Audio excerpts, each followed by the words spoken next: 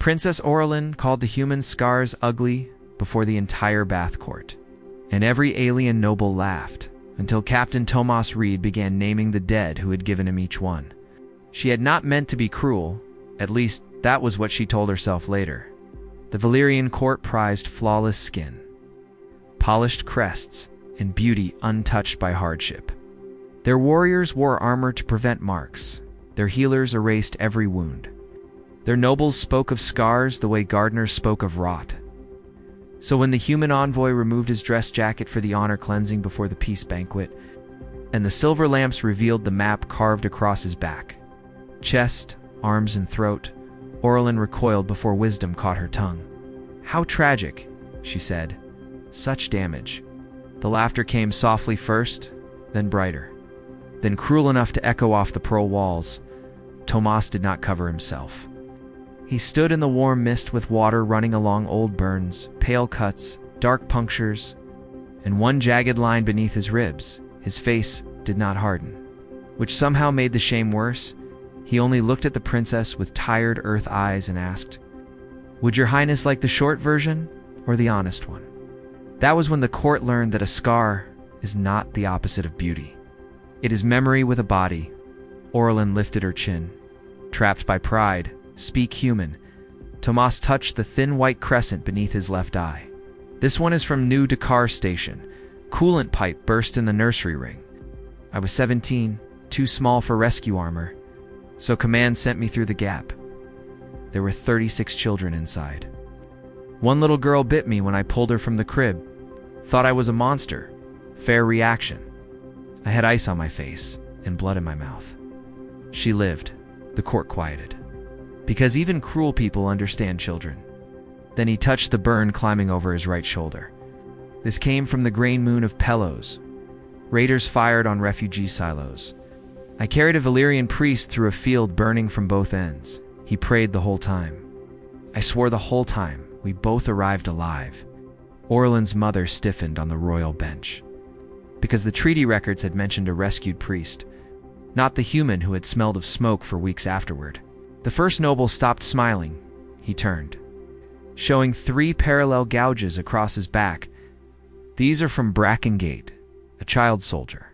Barely old enough to hold the knife, jumped me in a corridor. My orders said, neutralize all hostiles." He paused and the silence grew teeth. I took the knife away and hugged him until he stopped trying to stab me. The marks are from before he understood I was not going to kill him. He is a teacher now. Princess Orlin looked at the scars again. And they no longer seemed random, they were roads. Tomas touched the jagged line beneath his ribs. "This one is why I limp in cold weather, Queen's evacuation. Not yours, another queen, another war." Her shuttle had space for 1 royal guard or 2 civilian medics. She chose the guard, I chose the medics. The blast threw a support rod through me. Orlin whispered, "Did the queen thank you?" Tomas shrugged. She never knew. That answer struck harder than boasting would have, because it revealed a kind of valor her court had no ceremony for. That was the moment ugliness changed sides. Orlin felt heat beneath her cheeks. She had worn jewels worth city districts, skin polished by servants, and gowns sung into shape by artists. And somehow, the scarred human before her seemed more adorned than anyone in the chamber. Every mark carried a name, a place, a debt paid in pain. The court had thought his body damaged because it remembered too much. But humans, she realized, were not ashamed of surviving.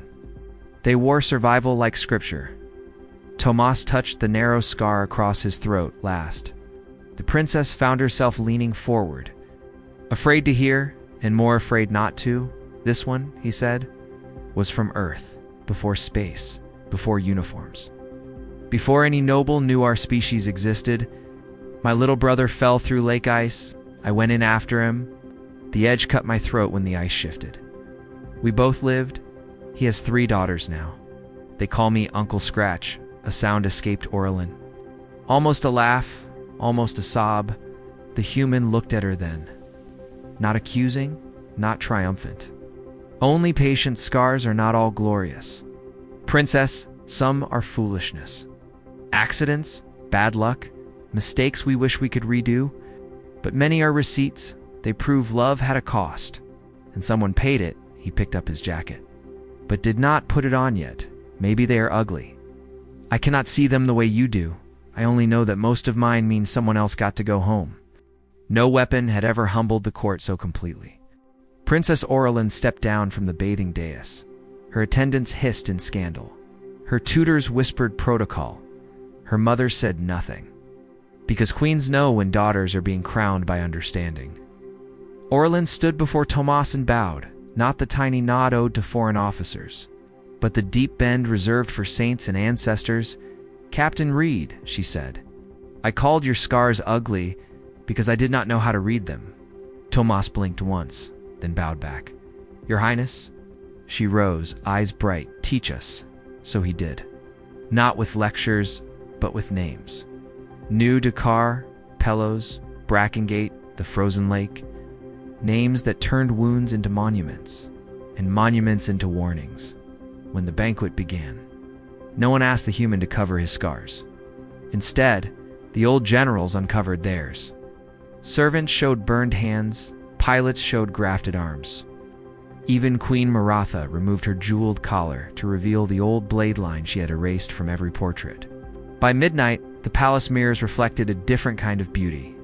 Not flawlessness, truth. Years later, when Princess Aurelin became queen, she ended the erasure rites and built the Hall of Remembered Wounds. At the entrance stood a statue of a human captain, not polished smooth, not idealized, but marked exactly as he had been, every scar shaped in bronze, every line honored, and beneath it, the inscription read, Do not call survival ugly. Someone may have paid for it with love.